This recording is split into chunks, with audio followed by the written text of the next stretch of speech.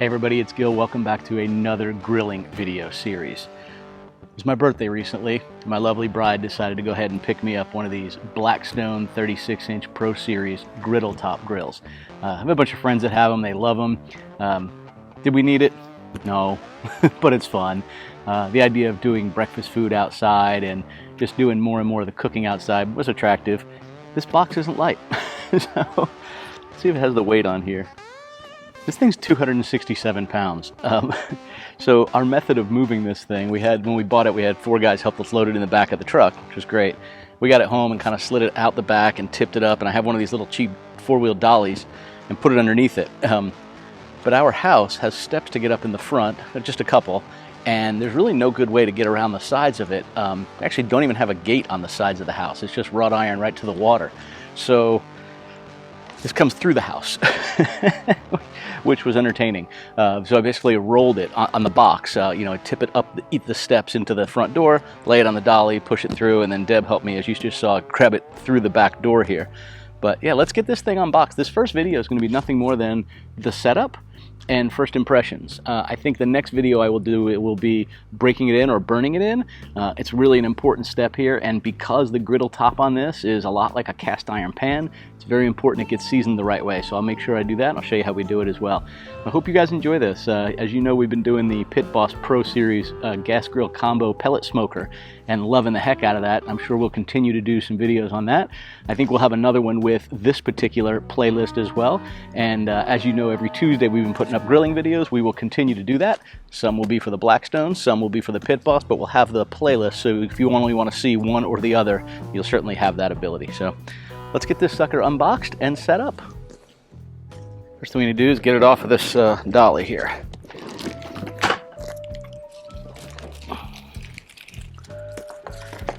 If I was some kind of survivalist, I'd probably figure out something to do with these, but I'm not, and it looks like trash to me.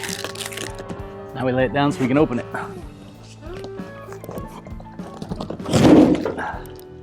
I'm sure there's going to be a section of this job that should require 2 people, so I will go get my lovely bride in a little bit. But I think for now, we can at least begin to get the smaller parts out. And we'll start gathering our parts here. Got our lovely manual and screws. I'm not going to throw these away because I don't know if there's something in these I might need. Clearly this one has the handle in it.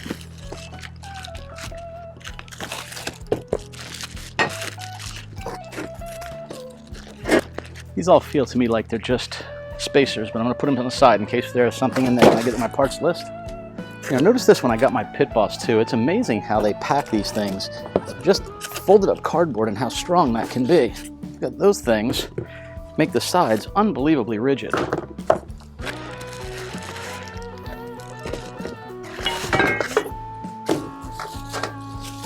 You got some of the drawer pulls and whatnot here.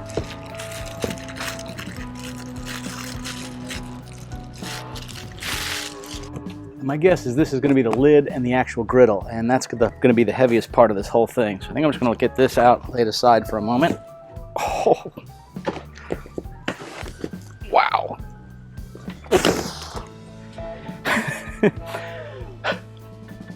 That's got to be 150 of the 250. It's got to be at least. Wow, that thing's heavy. It's going to make for a fun time lifting it up and placing it on top of the griddle. So there's probably a good thing to note here. The box that I took off the side here, which was the really heavy part, that actually has the griddle and the lid attached. And what's interesting about this one is, if you actually go in the stores and look at them, the model wasn't like this. The model actually was just a flat lid you take off, and it had hooks to hang on the back. And it was the exact same model. So they must have changed it from whenever they put the store model up to when they put this one up. The good news is I prefer this. There's not a separate lid that you have to deal with. It gives the top a roundness to it. So when you put a cover on it, it should now have water go off of it instead of just puddling up on top of the cover. But inside of the griddle cover, there's a lot more parts. So that's where some of these were. Let's see what we got in here. And then we can start getting all this stuff validated. We have everything before we start assembling it. This is good. Looks like we have all of our casters.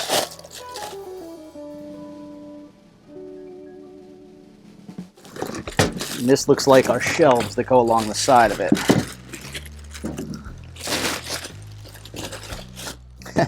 Right down to the location number at the store.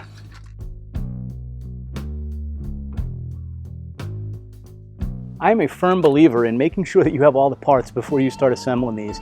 You never know what's going to happen when you get this thing shipped from God only knows where.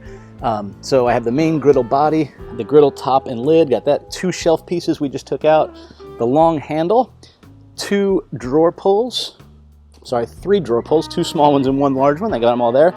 I have the garbage bag holder. I don't see a paper towel dispenser, which should be in here somewhere, so that's kind of interesting. We'll keep looking around for that in a minute. 2 rotating casters, 2 fixed. My grease tray has 4 washers and 4 screws, a small thumb screw. I do have my 4 long gray bolts. I have my 4 washers. I have my 2 mica sheets. I have my 8 and 6 screws. I have my wrench. I am not seeing a small thumb screw, so when we get to the instructions, we'll have to see where that's supposed to be assembled. So right now, it looks like we're missing the paper towel holder as well as the thumb screw. First, let me see where they're supposed to go on here, because sometimes these things don't come exactly the same method that they show up in the instructions. Like I said, this whole unit looks different.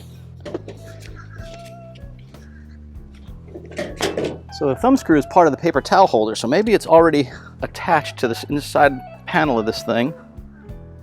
And it is. There. So there's the paper towel holder and the thumb screws. I think we're okay.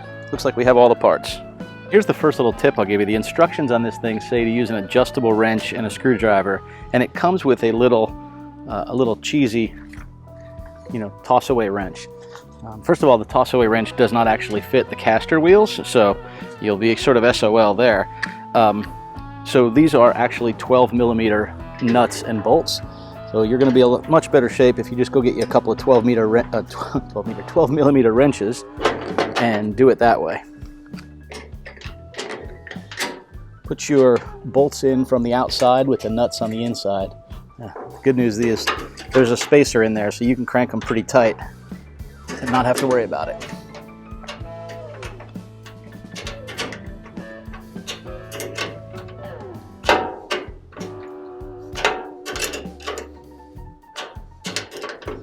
So if you use 2 12 millimeter wrenches, you'll get these things in real easy, much better than trying to use an adjustable wrench and keep doing this thing over and over.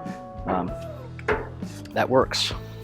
This little toss-away wrench is for these turning casters. So we're just going to get these turned in here, and then we'll tighten them up in just a moment.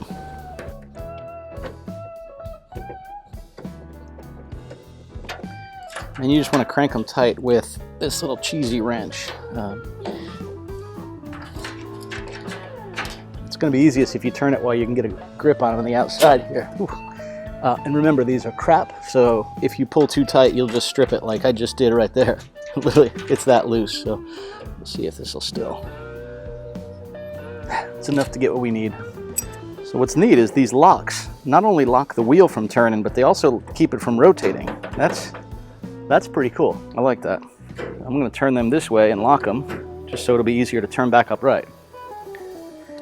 Which is the next step. Now the instructions say to do this with 2 people, and I will say this isn't too bad because of the way it was opened. So if you open it with the printed side up and it looks like this when you get it out, it's not too bad with 1 person to just tip this thing back and forth. And it's sturdy enough that you're not going to bend something doing it.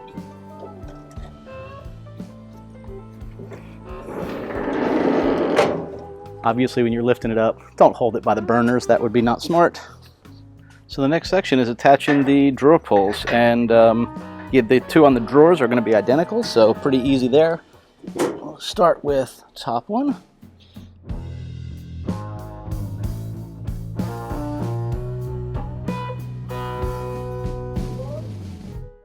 Now it's time to go ahead and put on the shelves. The shelves have pins to hang utensils on, and they're on the inside, so you have to unscrew them from the inside and put them on the outside. They just put them that way for the actual packing. And then there's 4 screws that hold each one on. Put the top 2 in about halfway, hang the shelf on it, it's got a keyhole in it, and then go ahead and screw in the bottom screws. Just repeat this on both sides. It was really easy to assemble. So as you saw, I've got both of the shelves on. I installed the little trash bag holder and the paper towel holder. They feel gimmicky. I don't know that I would leave it there unless I could leave, for example, a paper towel roll in there and put the cover on it and have it stay dry. So we'll see. I'll let you know as we do a couple of videos whether or not that's really something we ever use. The trash bag I don't see myself using. If I have a paper towel in my hand or some trash, I just carry it in, drop it in the trash can inside on my way in, because that gets emptied on a regular basis. So if we had a bunch of people over and doing a big barbecue outside where we're going to be out here all day, that might be convenient and then throw it away. But for a paper towel here or there, or the little bit you might have on your hands, I don't know that it's worth putting a trash bag in here and letting it dangle down. It would probably hit the ground below it. So yeah, feels gimmicky. We'll see. So now it's time to put the actual griddle on top. And as I mentioned before, it's dang heavy. So let's go ahead and lay it up here. I think I'm just going to set it up on top of here. It's got a couple of notches. So you put the legs of this, the pegs, down inside and you slide it backwards, and that's what locks it to keep it from lifting up. So first I'm just going to set it up on here and then we'll adjust it.